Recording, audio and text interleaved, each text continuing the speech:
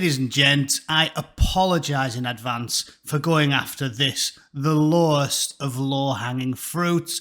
I tried to give her a break. I really did try to give Meghan a couple of months off on account of the fact she's about as likeable as a rattlesnake with a hangover. I obviously felt like it's just too easy. It's just too easy. But she insists on being a right royal pain up my arse. This latest debacle is beyond the pale. I know in the past it's just been, immature name calling, pointing out that the hookers dancing under London Bridge are more chaste and virtuous than this raddled, rancid, ropey, yo-yo knickered Jezebel. I know I said I was going to leave her, but this is beyond the pale. This isn't just about name calling now. This isn't just humorous mockery. This is serious. This is dragging our nation through the mud. If you haven't heard about it, she made this nakedly political letter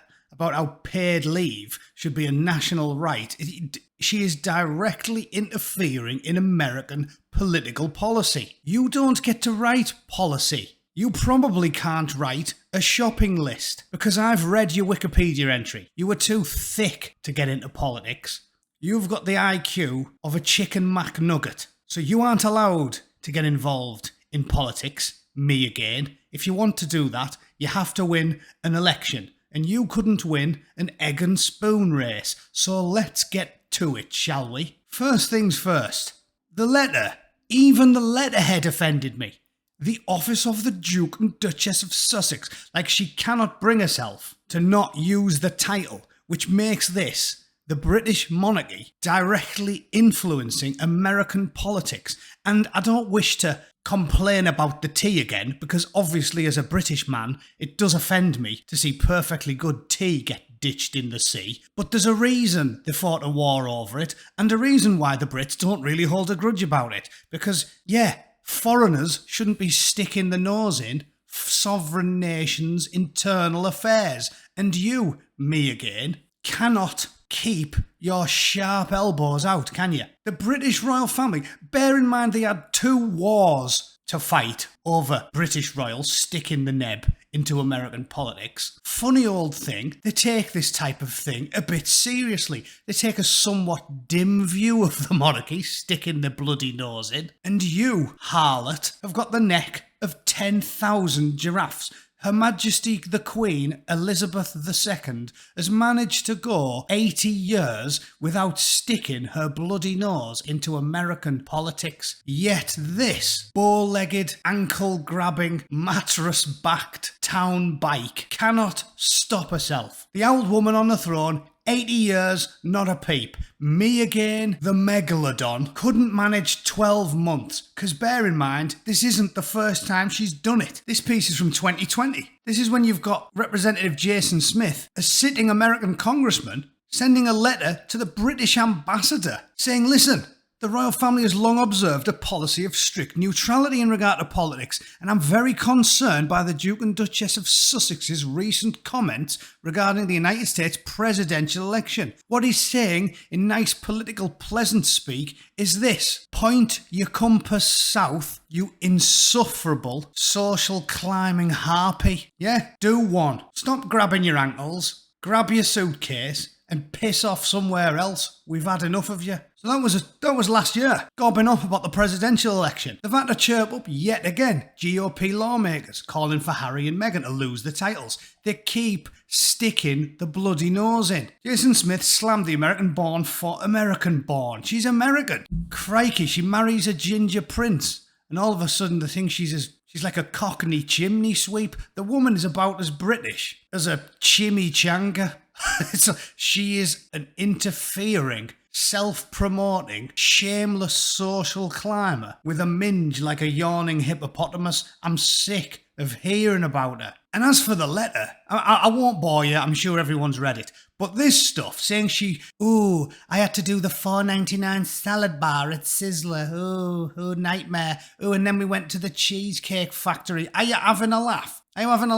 You insufferable middle-class twit. Poor people don't get to eat in restaurants. Visit Middlesbrough. McDonald's twice a year for wealthier children's birthday parties is, that's considered flush where I come from, you clueless twat. And, this is the most egregious part, it's all lies.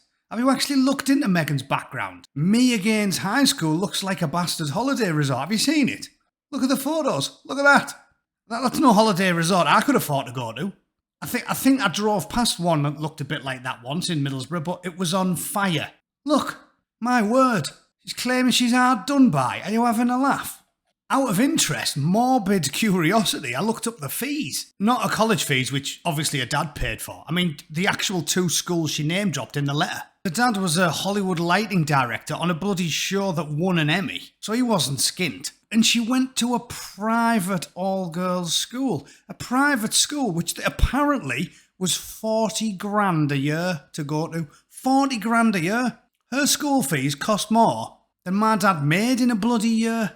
So yeah, 2 private schools. Apparently one was 40 grand a year and one was 16 grand a year. Nothing but lies seeps out of those bee-stung lips. The woman is an absolute, she is a walking toilet. An oxygen thief of the highest order. So yeah, I won't bore you. I'm not going to read all of this absolute drivel. This pure gobbledygook. Oh, I went to the spaghetti factory. Nightmare. Try walking past crack houses on your way to school, love. Oh yeah, and the only other thing I'll say is, it's amusing that she put that at the top of the title there. The Honourable Charles Schumer and the Honourable Nancy Pelosi. What? 2 career politician/lawyers that have been in politics for 50 years. I mean, the only thing more dishonourable than a lawyer is a politician, and these 2 are both. I mean, you can't make it up, can you? Honourable. Prostitutes with gambling and meth habits have got more honour than that 2 pair of twats. I'm calling for anyone that's read this letter and has an IQ in double figures, something that me again obviously is not in possession of, to have a word with their local MP. Write them a letter, send them an email, whatever you want. There's also a petition on change.org with an excellent image of the stuck-up ginger prince and his lack-witted chicken nugget of a wife to get them stripped of the titles. It needs to happen. Seriously, this isn't just a humorous situation anymore. It's got to happen. Mucky Meghan has got to go. She is dragging the monarchy as an institution into disrepute. The Queen kept her nose clean for 80 years, and then, I mean, bloody hell, Prince Andrew's possibly a nonce, and he's less offensive to me than this bloody woman.